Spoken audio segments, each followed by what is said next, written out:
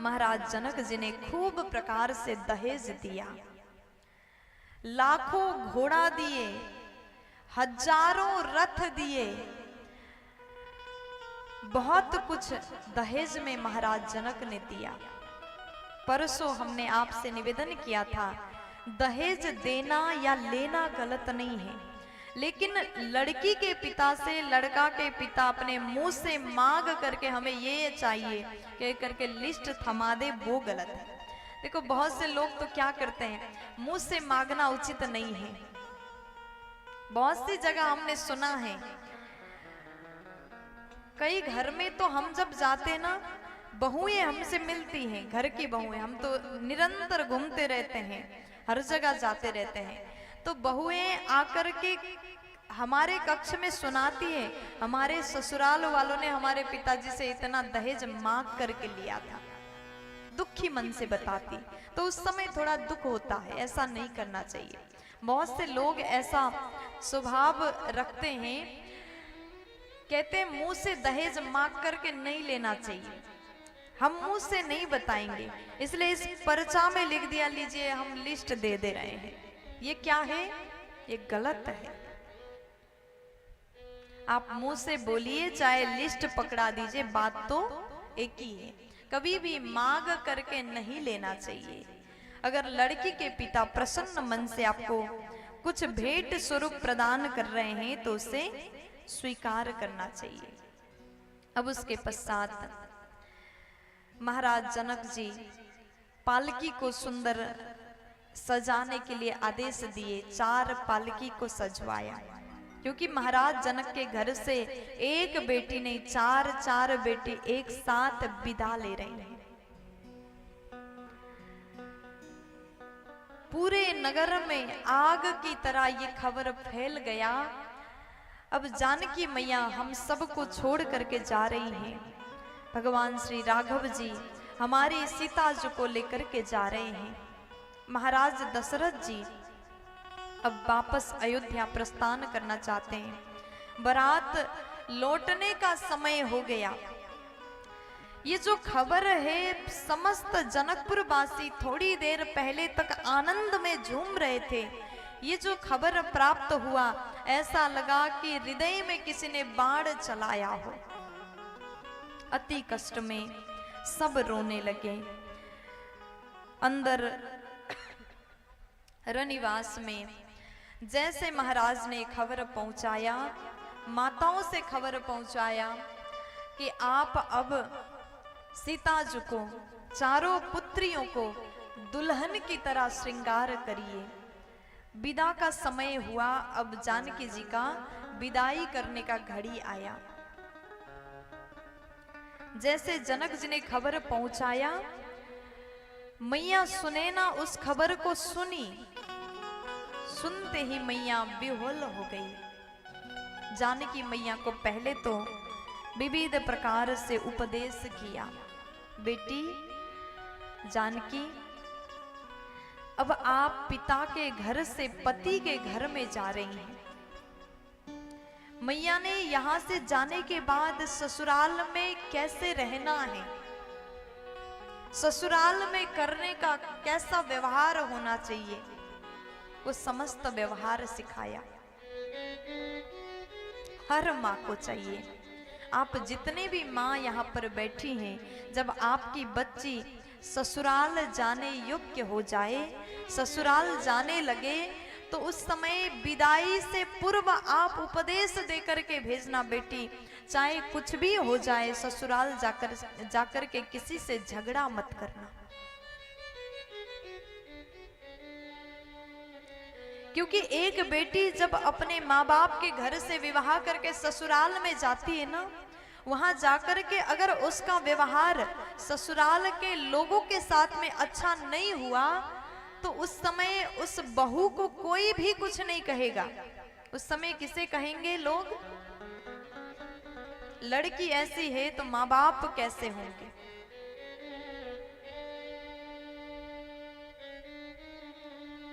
उस बच्ची का व्यवहार देख करके लोग कहेंगे कि इसके माता पिता कैसे होंगे। आप ससुराल जाते हैं तो अपने स्वभाव से अपने माता पिता के संस्कार को दिखाते हैं। इसलिए हर माँ को चाहिए जब आपकी बेटी विदा होने लगे घर से तो उस समय उपदेश देना कि बेटा अभी तक तुम हमारे घर में हमारे गोद में थी, गलती भी हुआ तो हमने समझाया, डांटा, प्रेम किया, जैसे भी तुम्हें रखा, लेकिन आज के बाद तुम ससुराल जाओगी ना तो वहां जाने के बाद में सबसे बड़े आदर से बात करना, ऊंचे आवाज में किसी से बात मत करना, किसी को चिल्लाना मत, किसी को जवाब मत देना, क्योंकि तुम्हारा स्वभाव ही हमारे संस्कार को दिखाता है। सीता जी के सास ससुर कैसे हैं ये तो महाराज जनक जी दशरथ जी को देख करके जान चुके हैं, महाराज जनक का स्वभाव जान चुके हैं।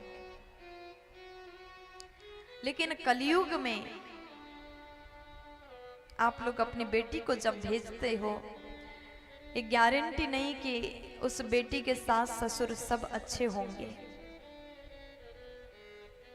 क्योंकि विवाह से पहले तो एक नारी को, एक स्त्री को, एक कन्या को ये भी पता नहीं होता कि मेरा ससुराल कैसा दिखता होगा, कैसा होगा, कैसे लोग होंगे, शादी से पहले नहीं पता होता। लेकिन फिर भी चाहे कितना भी दुष्ट परिवार मिल जाए, लेकिन आपकी बेटी में अच्छा संस्कार है ना, तो वहां जाकर के दुष्ट को भी सुधार देती है। नारी में इतना शक्ति है। इसलिए अपने बच्चों को हमेशा सुंदर ज्ञान, सुंदर उपदेश देना। कभी बेटी को ये मत कहना, कई माताएं कहती है अगर जेठानी ने तुम्हें मुंह चलाए तो तुम क्यों सुनती रही, दो शब्द तुम भी सुना देती, ये क्या है, बहुत गलत है। बेटी को ये कहना अगर तुम्हारी जेठानी तुमसे जलती है, मुंह चलाती है तो सुन लो, क्या फर्क पड़ता है। तुम्हारी सास तुमसे चिढ़ती है, तुम्हें डांटती है तो सुन लो कभी, लेकिन सामने से जवाब मत देना। ये उपदेश हर माँ का होना चाहिए। मैया जानकी जी को विविध प्रकार से मां सुनैना ने उपदेश किया।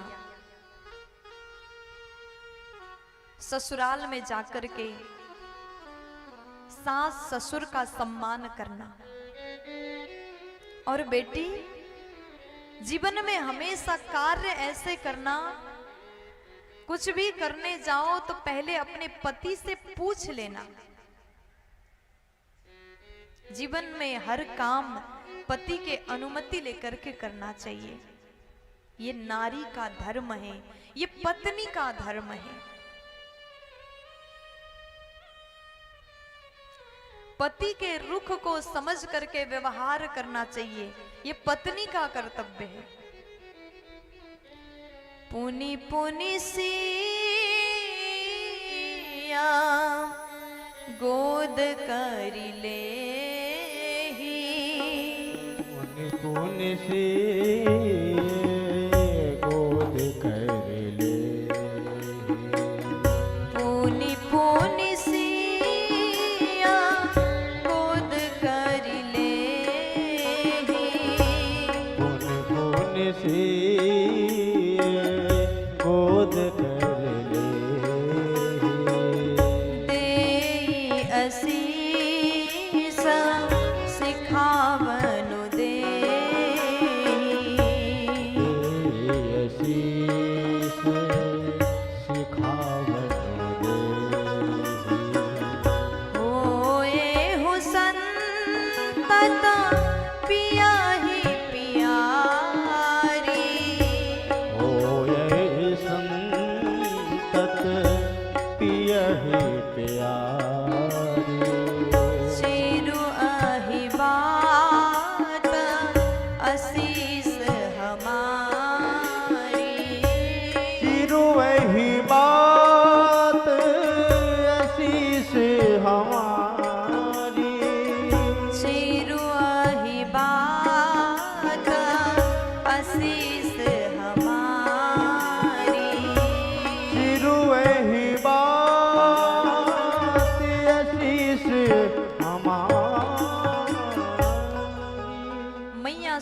यमुना बार बार माँ जानकी को अपने गोद में विराजमान करती है और माँ ने कहा, पुत्री जानकी, माँ के सिर पर हाथ रख करके मैया सुनैना बोली कि बेटी, हम आपको खूब आशीर्वाद देते हैं। ससुराल में जाकर के पति की प्यारी बन करके रहना। कई लोग कहते हैं हमारे पति हमसे प्रेम नहीं करते। क्यों नहीं करते? इसके पीछे भी तो कारण होते हैं ना। आप जब ससुराल में जाओ, पहले दिन से अच्छे स्वभाव से, अच्छे व्यवहार से रहो। सामने वाला आपसे प्रेम क्यों करता है? जब आपका स्वभाव सुंदर होता है, आपके अंदर अच्छे गुण होते हैं, तभी सामने वाला आपसे प्रेम करता है। अगर आप में अच्छा स्वभाव नहीं होगा, अच्छा गुण नहीं होगा, तो कोई भी आपसे प्रेम कर ही नहीं सकता। इसलिए आप पहले दिन से ससुराल में अच्छे स्वभाव से रहना और पति की प्रिय बनकर के रहना, ये हमारा आशीर्वाद है। कहते ससुराल में अगर पति आपसे प्रेम करता है ना, पूरे परिवार भी आपका खिलाफ हो जाए। अगर पति प्रेम करता हो तो उस नारी को कोई भी दुखी कर ही नहीं सकता। जैसे अपने मायके में, पिता के घर में माता पिता है, माता पिता जब तक जीवित हैं, कहते हैं एक नारी अपने मायके जा सकती है कब तक? जब तक माता पिता जीवित हैं। क्योंकि चाहे आप कितने भी दुखी हो, मायके गए और माँ है, भले ही बीमार हो, तुरंत उठ करके भोजन बना करके आपको खिलाएंगी। ये माँ का स्वभाव है। आप कितने भी देर रात के 12 बजे पहुंचो, लेकिन माँ नींद से जाग करके आपको भोजन बना करके खिलाती है। इसलिए माई का तब तक अच्छा लगता है जब माँ जीवित तो होती है। माँ के जाने के बाद फिर मायके में वो बात नहीं रहता। फिर भैया भाभी का वो आएगा, फिर उनका अलग नियम। आप जाओगे तो फिर पूछने लगेंगे, दीदी कब तक रुकोगी? जितना प्रेम माँ करती है उतना भाभी भैया लोग नहीं करते। होते होंगे कई लोगों के भैया भाभी प्रेम करते होंगे, लेकिन बहुत सी जगह ऐसा घटना देखा सुना है, माँ के ना रहने पर बेटी मायके जाना बंद कर देती, क्योंकि भाभी जाते ही पूछते कितने दिन के लिए आए हो। मायके में माँ है तो प्रेम मिलता है, और ससुराल में पति अगर है, पति साथ में है तो ही प्रेम मिलता है। अगर पति आपका साथ ना दे तो कोई भी आपसे प्रेम नहीं करते। अगर पति प्रेम करता है ना तो सब प्रेम करते हैं। इसलिए ससुराल तभी अच्छा लगता है जब पति साथ हो और प्रेम करे। और माता सीता को मैया सुनैना समझाने लगी कि बेटा,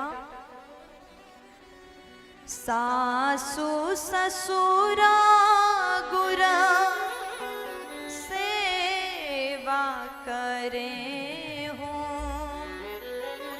सास ससुरा गुरा सेवा करे हो, सास ससुर गुरु सेवा करहु, पति रूख लखी आयसु अनुसरे हो, पति रुख लखी आयसु अनुसरे हो, अति स्नेहा बस साखी सयानी, अति स्नेह बस सखी सयानी, अति अति स्नेहा बसा सखी सयानी। अति स्नेह बस सखी सयानी। नारी धर्मा सिखवहि मृदुवानी। नारी धर्म सिख वही मृदुबानी। नारी धर्मा सिखवहि मृदुवानी। नारी धर्म सिख वही मृदुबानी। आज मैया सुने ना माँ जानकी को ये उपदेश करती है कि बेटा सासु ससुर गुरु सेवा करें हैं। ससुराल में जाने के बाद सास ससुर का भी सेवा करिए, आदेश का पालन करिए। ये तीन लोग आपके ससुराल में पूजनीय हैं, सम्मानीय हैं। कौन? सास, ससुर और गुरु। सास ससुर और गुरु का सेवा करना, इनको खुश करके रखना, इनसे आशीर्वाद लेना, सेवा करना, ये तीन का सेवा करना चाहिए और पति के आदेश का पालन करना चाहिए। ये नारी का धर्म है। पतिव्रता नारी कहते हैं, अगर नारी पतिव्रत धर्म का पालन करते हैं ना, तो दुनिया में कोई भी शक्ति नहीं है जो उसको हरा सके। नारी को पतिव्रत धर्म का सदा पालन करना चाहिए। नारी धर्मा सिखवहि मृदुवानी। नारी का धर्म क्या है? आज माँ सुनैना ने सीता जी को बड़े प्रेम पूर्वक सिखाया है। और उसके बाद माँ जानकी बड़े प्रेम पूर्वक माँ के आशीर्वाद को ग्रहण कर रही है। माँ ने जो भी उपदेश दिया, उस माता सीता जगत जननी है, ये जग की माँ है। स्वयं जगत जननी होने के बाद भी अपनी जननी के आदेश को इस प्रकार सुन करके पालन कर रही है, स्वीकार कर रही है।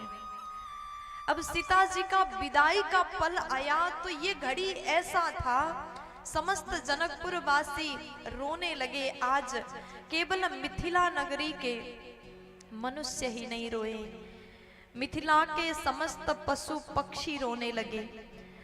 सीता जी एक सोने के पिंजड़े में तोता को पाल करके रखती थी, बहुत प्रेम से मैया ने रखा।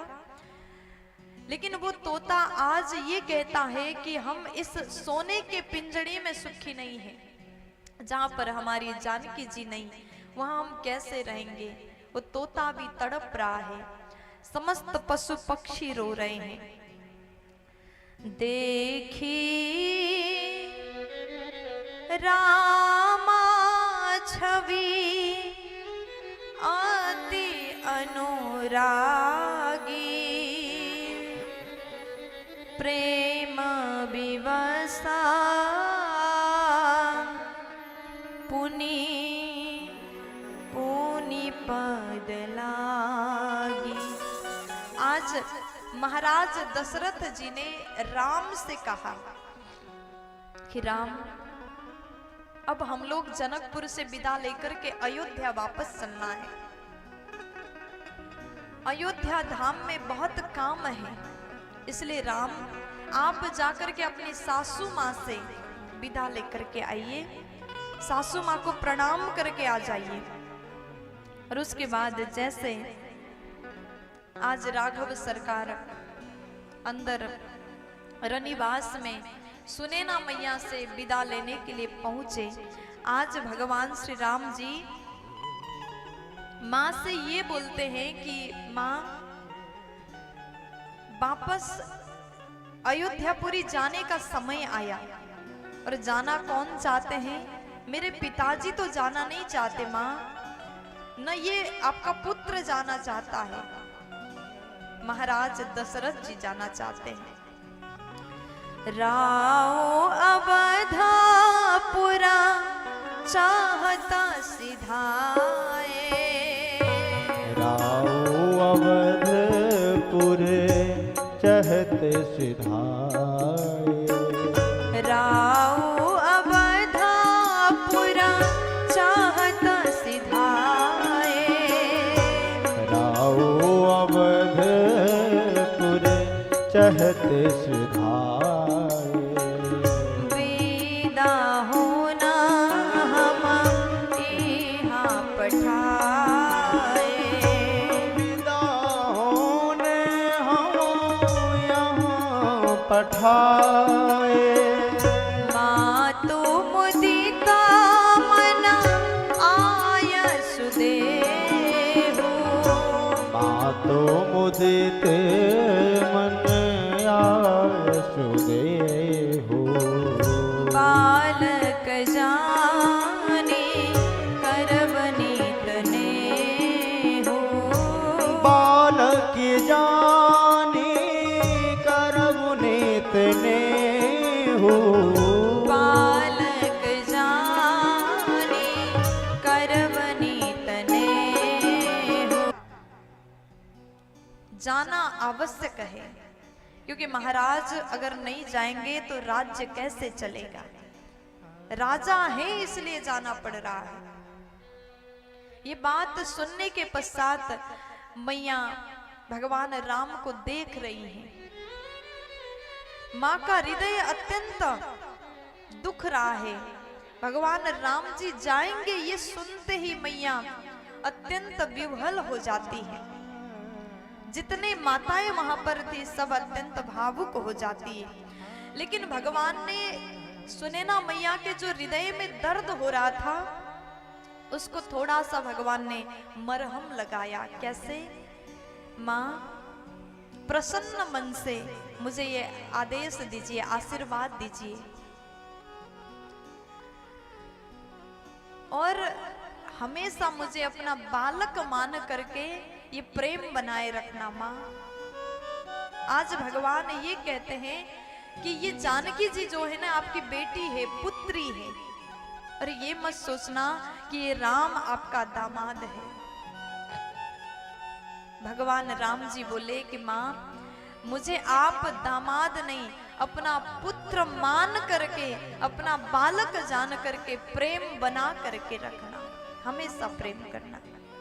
मैं आपका दामाद नहीं, मैं आपका बेटा बन के रहना चाहता हूँ। देखो जब एक दामाद अपनी सासू माँ से ये शब्द कहता है ना तो उस समय सास को बड़ा ही आनंद आता है। बेटी का जाने का दुख है, लेकिन जब दामाद ने ये कह दिया मुझे दामाद नहीं अपना बेटा मानना, उस समय सास को बड़ा आनंद होता है। यहाँ पर आप लोग जितने दामाद बैठे हैं कभी भी दामाद जैसे बनकर के ससुराल मत जाना। दामाद होने का घमंड मत करना। आपने ऐसा क्या दिया जो आप घमंड में जी रहे हैं? आप जिनकी बेटी को लेकर के आए वहां जाकर के कैसा घमंड दिखाना? क्या घमंड दिखाओगे? क्योंकि आपने तो एक माँ बाप से उनकी बेटी को जीवन भर के लिए लेकर के आया। ये कहना कि हमें दामाद नहीं बेटा बना लो, और जब भी ससुराल जाओ तो सरल होकर के रहना। राम जी इतने बड़े हैं, भगवान हैं, और ससुराल में बालक की तरह भगवान रहे। ससुराल में जाकर के कोई अहंकार अभिमान भगवान ने नहीं किया। जबकि राघव जी तो स्वयं राजा के पुत्र थे, राजकुमार थे, अभिमान कर सकते थे ना, लेकिन भगवान ने नहीं किया। राम जी एक दामाद भी है तो ऐसे दामाद को पाकर के महाराज जनक मैया सुनैना धन्य हो गए।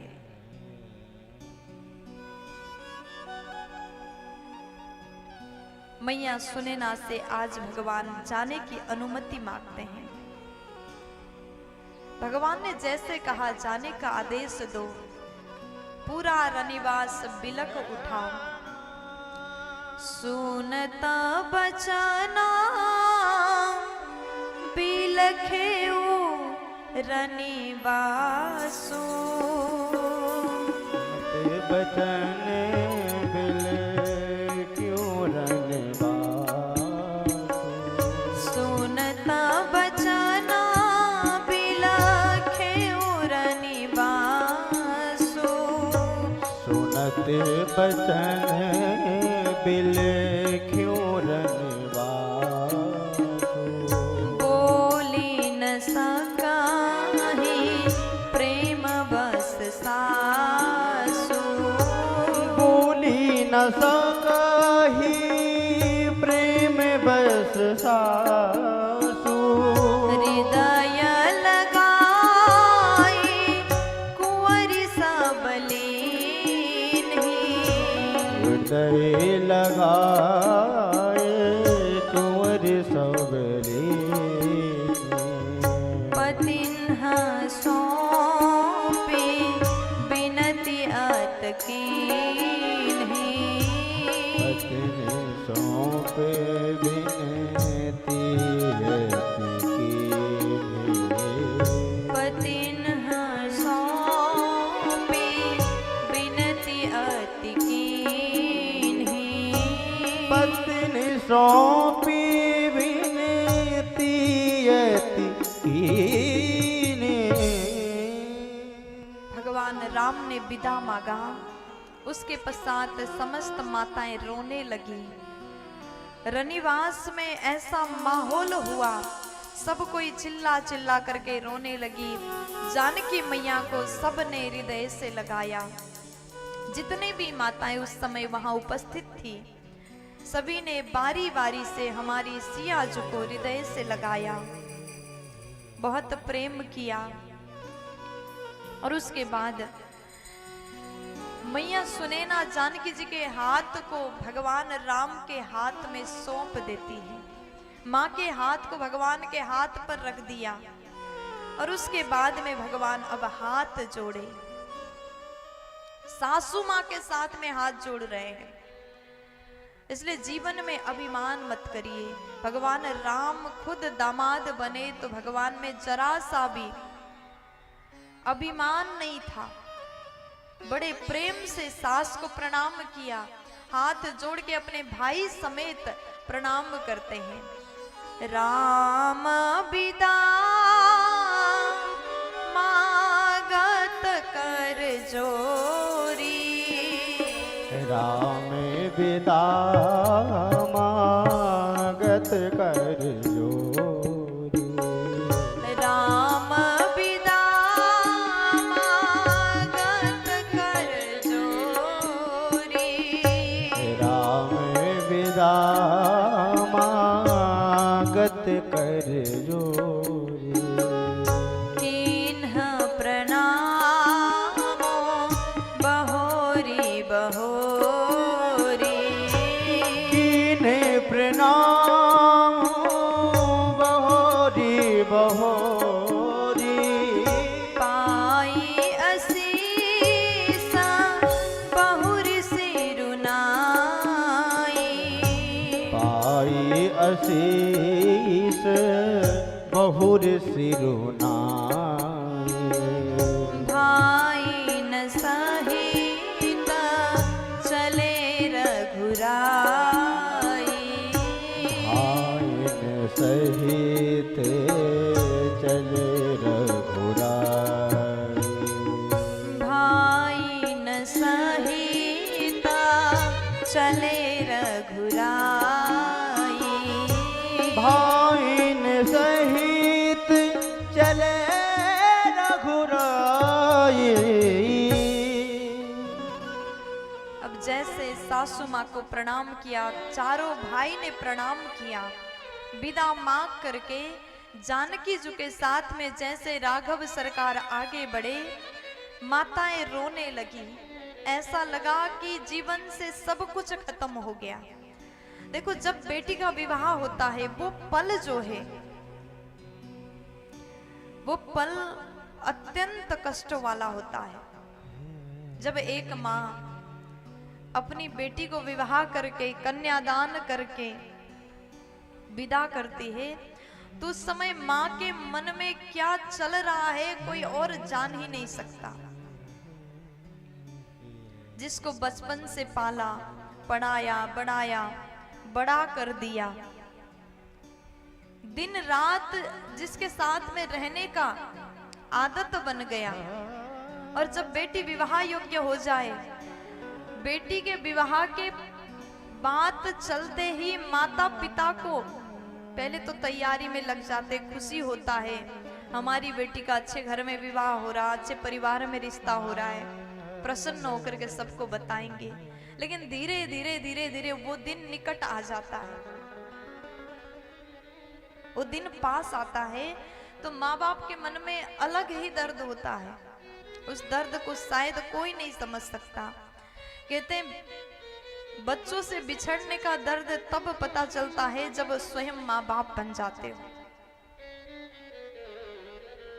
वो दर्द को तो शायद बेटियां भी नहीं समझ सकती, माँ बाप को कितना पीड़ा होता है बच्चे भी नहीं जानते। इसलिए कभी कभी आपके माता पिता आपको ये कहते हुए आपने सुना होगा कि अगर तुम भी माँ बाप बन जाओगे तब पता चलेगा कि कितना कष्ट होता है। बच्चों से दूर होने का कष्ट केवल माँ बाप ही समझ सकते हैं। मैया खूब रोई, और जानकी जी को केवल मैया सुने ना, महाराज जनक ही बेटी नहीं मानते, समस्त मिथिला के लोग, समस्त जनकपुर वासी माँ को अपनी बेटी मानते हैं। मैया जानकी पूरे जनकपुर की बेटी है, सबने बहुत प्रेम दिया, क्योंकि माँ का स्वभाव यही ऐसा था। माँ से प्रेम किए बिन, सीता जी से प्रेम किए बिन मिथिलावासी रह ही नहीं पाते थे। मैया सुने ना विदा करती है, सखियों के साथ में दुल्हन के रूप में श्रृंगार करके माँ जैसे भीतर से बाहर आई, उस समय खग मृग पशु पक्षी सब रोने लगे, व्याकुल हो गए। जनकपुर के हर कोने के व्यक्ति, समस्त पशु पक्षी, आज तो ऐसा दृश्य है जनकपुर के अश्व भी, घोड़ा भी रो रहे हैं। भय बिकल खग मृग यही भांति, मनुज दशा कैसे कही जाती। जिस नगर में पशु पक्षी रो रहे हो वहां के मनुष्य का दशा कैसा होगा, ये तो कहते भी नहीं बन रहा है।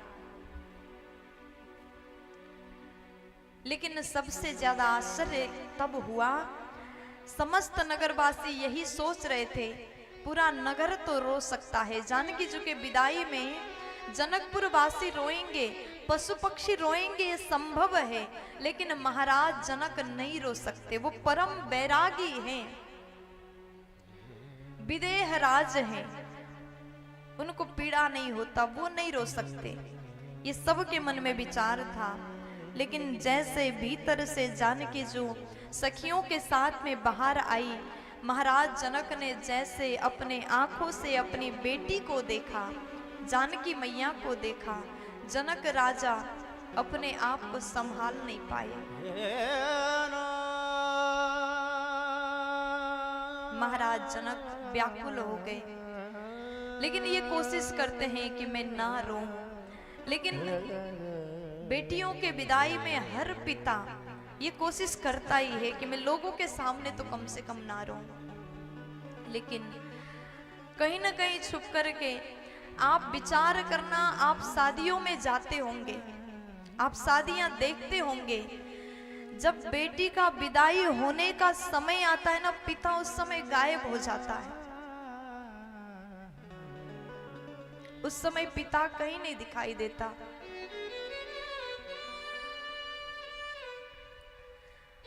और जितना कष्ट माँ को होता है उससे ज्यादा कष्ट पिता को होता है।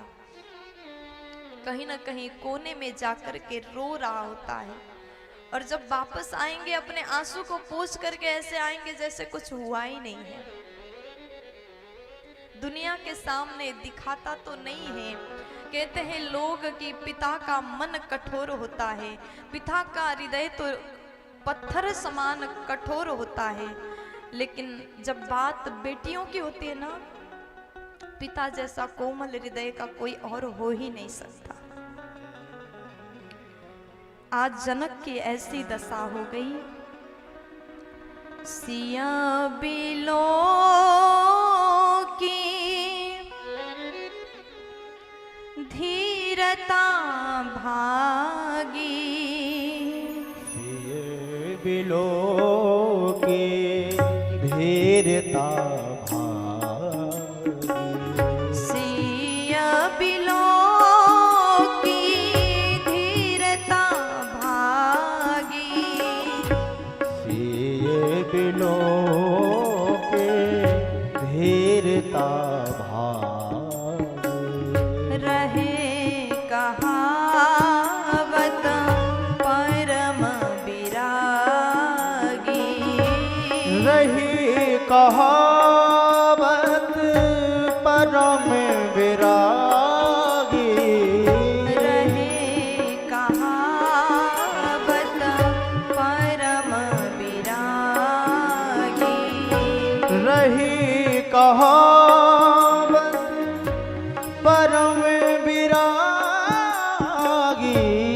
निराय उरालाई जानकी, निरायुर लाई जाने की, लीन ही राया उरालाई जानकी,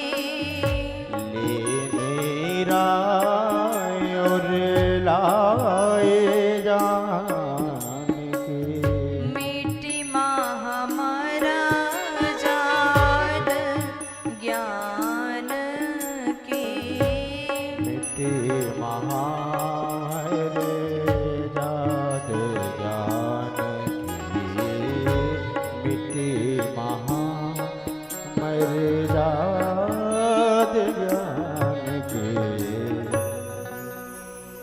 आज महाराज जनक जी सीता जी को जब देखते हैं, बार बार जानकी जी को गले से लगाया। जनक जी की ऐसी दशा हो गई, लोग ये सोच रहे हैं ये परम बैरागी कहलाने वाले जनक शायद नहीं रोएंगे, लेकिन जैसे अंदर से जानकी मैया आई, जनक महाराजा का धीरता छूट गया। परम बैरागी कहलाने वाले जनक राजा भी प्रेम के बस अपनी जानकी जी को गले से लगाया, हृदय से लगाया। और राजा इतना रोए, जनकपुरवासी राजा के उस रुदन को देख करके कांप उठे।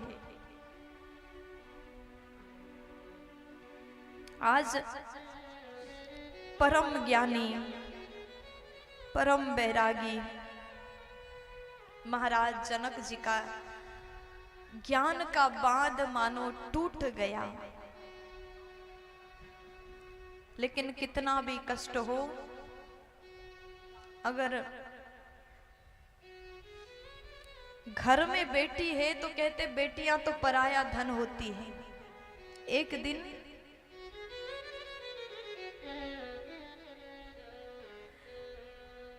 दिन जरूर विदाई करना पड़ता है।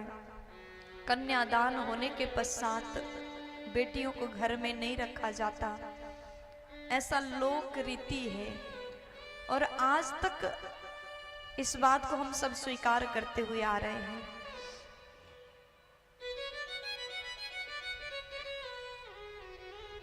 महाराज जनक जी बार बार जानकी मैया को हृदय से लगाते हैं। उसके पश्चात बार ही बार सुता उर लाई। एक बार जनक महाराज जानकी मैया को गले से लगाते हैं, खूब रोते हैं। और जैसे थोड़ा सा आगे जानकी मैया बढ़ी तो तो जनक राजा फिर से जाते, फिर दोबारा गले से लगाते हैं। बार बार आज जानकी जी को जनक राजा ने हृदय से लगाया। चारों ओर जनकपुर नगर में, मिथिला नगर में रुदन चल रहा है। ऐसा लग रहा है कि आज पूरा जनकपुर आंसू में डूब गया हो। पशु पक्षी मनुष्य माताएं सब व्याकुल हो रही हैं, सब रो रही हैं। जनक राजा की दशा देख कोई भी अपने आप को थाम नहीं पाया। सुंदर पालकी तैयार हुआ। बारही बार सुता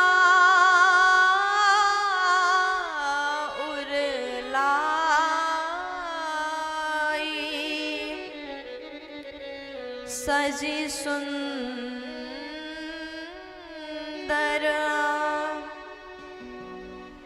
पालकी मगाई।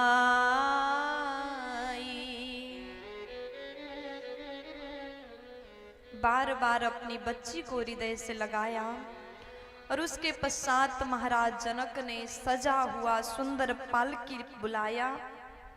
और उसके बाद जाते समय महाराज ने अपनी बेटी को उपदेश दिया। महाराज जनक राजा अपनी पुत्री को समझा रहे। अभी थोड़ी देर पहले मां सुनैना ने समझाया, मैया ने उपदेश को सुना। अब महाराज स्वयं समझाने लगे कि बेटा, बहुविधि भूपा सुता समुझाई। बहुविधि भूप सुता समुझाई। नारी धर्मो कुलरीति सिखाई। नारी धर्मो कुल रीति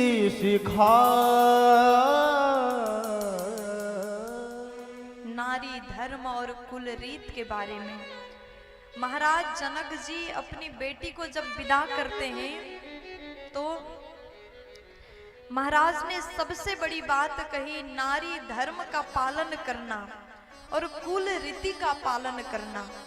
यदि तुम्हारे कुल में आज यहाँ से पिता के घर से जाने के बाद बेटा तुम्हारा अपना घर है, तुम्हारा पति का घर, तुम्हारा ससुराल तुम्हारा अपना घर है। कभी ससुराल में संकट आए तो उस समय साथ देना। जैसा परिस्थिति तुम्हारे सामने प्रकट होता है, अपने ससुराल पक्ष के साथ में रह करके उसका सामना करना। जीवन में पति का साथ देना। अगर पति आपसे कुछ आदेश कर रहे हैं तो वो आदेश का पालन करना बेटा तुम्हारा धर्म है। अपने कुल रीति संस्कार का सदैव पालन करना, ऐसा दिव्य शिक्षा उपदेश महाराज ने दिया। सीता जी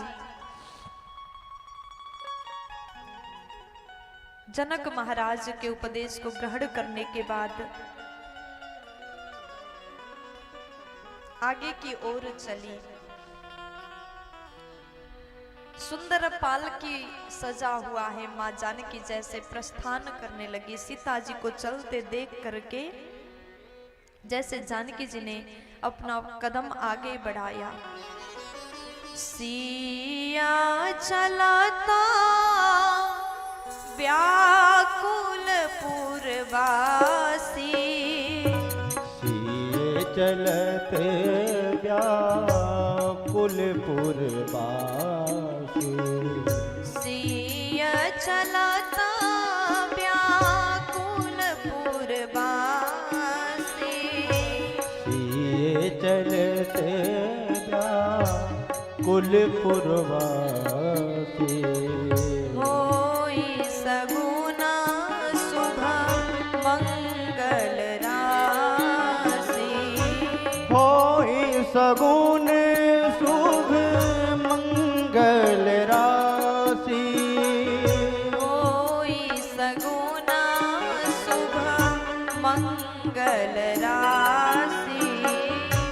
हो ही सगुन शुभ मंगल राशि। होई सगुना शुभ मंगल राशि।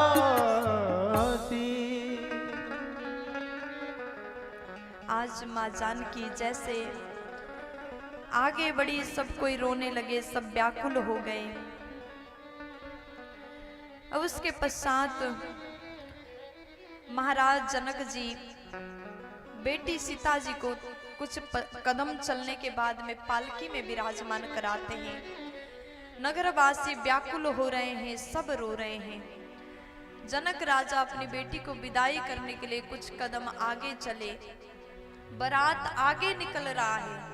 महाराज दशरथ जी बार बार जनक राजा को ये कहते हैं कि महाराज आपने हमारे ऊपर बहुत बड़ा उपकार किया, अपनी प्राण से भी प्रिय पुत्री को दिया। ये कह करके महाराज बार बार धन्यवाद करते हैं और जनक जी को कहते हैं अब आप यहाँ से लौट जाइए। बारात चलता जा रहा है, जनक राजा पीछे पीछे भाग रहे हैं। जनक महाराज को लौट करके वापस जनकपुर जाने का मन ही नहीं हो रहा है, इतना प्रेम है। और उसके बाद में महाराज दशरथ जी रथ पर बैठे हैं, जनक राजा पैदल चल रहे हैं। जनक राजा की ये दशा को, ये प्रेम को देख करके श्री दशरथ जी रथ से नीचे उतरे। उन्होंने कहा कि महाराज आप लौट जाएं, बहुत दूर आ गए, आप वापस चले जाइए। तब उसके बाद जनक महाराज बोले कि आज मैं आपको कैसे धन्यवाद करूं महाराज, आपने इस जनक के महिमा को बढ़ाया, मेरी पुत्री को अपने घर के बहू बना करके जनक के ऊपर कितना उपकार किया, ये मैं किन शब्दों में आपको बताऊं। आपने मेरे ऊपर बहुत बड़ा उपकार किया। दशरथ जी बोले कि आप उल्टी बात कर रहे हैं, मैंने आपके ऊपर उपकार नहीं किया महाराज, आपने मेरे ऊपर उपकार किया। देखो जीवन में जब भी मांगने वाले से ऊपर देने वालों का हाथ होता है, मांगने वाले से ऊपर देने वाले का हाथ होता है। दशरथ जी बोले कि महाराज आपने मुझे अपनी प्राण से भी प्रिय बेटियों को प्रदान करके, हमारे घर के बहू बना करके आपने मुझ पर उपकार किया है, अब उल्टा मत बोलिए। इसलिए श्रेष्ठ आप हैं और आपसे रिश्ता जोड़ करके मैं दशरथ धन्य हो गया। ये दो समधियों की बात है, दो समधी आपस में एक दूसरे की बड़ाई कर रहे हैं। लेकिन आजकल समधी एक दूसरे से बात भी करना पसंद नहीं करते। समधी का अर्थ क्या है? समधि, दोनों का बुद्धि एक समान जहां हो, दोनों का बुद्धि जहां मिल जाए वही समधी है। लेकिन आजकल समधियों का विचार नहीं मिलता, बुद्धि नहीं मिलता। बार बार दशरथ जी ने जनक राजा को वापस लौटने के लिए कहा और उसके पश्चात यहाँ बाबा कहते हैं, बहुत दूर पहुंचने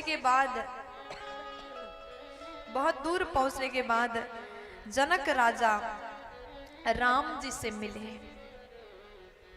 राम जी से आज महाराज हाथ जोड़ करके निवेदन कर रहे हैं, प्रार्थना करते हैं कि प्रभु दुनिया के नजर में आप मेरे दामाद जी हैं। बात को विचार से सुनिएगा, सावधानी से सुनिएगा। आज महाराज जनक जी राम से बोले कि दुनिया के नजर में आप मेरे दामाद जी हैं। अभी यहाँ पर हमारी बात को कोई नहीं सुन रहा प्रभु, मैं अभी अपने दामाद से मिलने नहीं आया, मैं अपने भगवान से मिलने आया। आप मेरे भगवान हैं और मैं इस घड़ी का इंतजार बहुत समय से कर रहा था। मुझे पता था मेरे घर में भक्ति का अवतार हुआ तो तो उस भक्ति को वर्ण करने के लिए भगवान आएंगे, इस बात को मैं बहुत पहले से जानता था। और आप कृपा करके मेरे घर में आ गए प्रभु।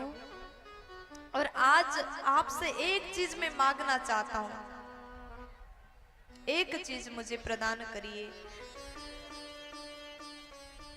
मुझे अपना भक्त मान करके एक वस्तु मुझे दो। भगवान बोले कि महाराज, अगर भक्त और भगवान की बात है ना, तो आप कुछ भी मांगिए, मैं देने के लिए तैयार हूं। तब महाराज जनक ने कहा कि प्रभु राम, बस इतनी कृपा करना, इस दास को हमेशा अपनी भक्ति प्रदान करना, अपने चरण से मुझे कभी दूर मत करना राम। आज जनक महाराज ने राम से भक्ति मांगा। बार बार मांगहु कर जोरे, मनु परिहरे चरण जनि भोरे। बार बार जनक महाराज हाथ जोड़ करके भगवान से भक्ति की याचना करते। भगवान ने जनक महाराज को भक्ति का वरदान प्रदान किया। और उसके बाद जनक राजा वापस लौट गए। उसके पश्चात अब समस्त बारात कहां पहुंचा है? कहां? अयोध्या वापस पहुंचे। अयोध्या में बड़ा सुंदर स्वागत हुआ। आइए हम भी अयोध्या पहुंचते हैं।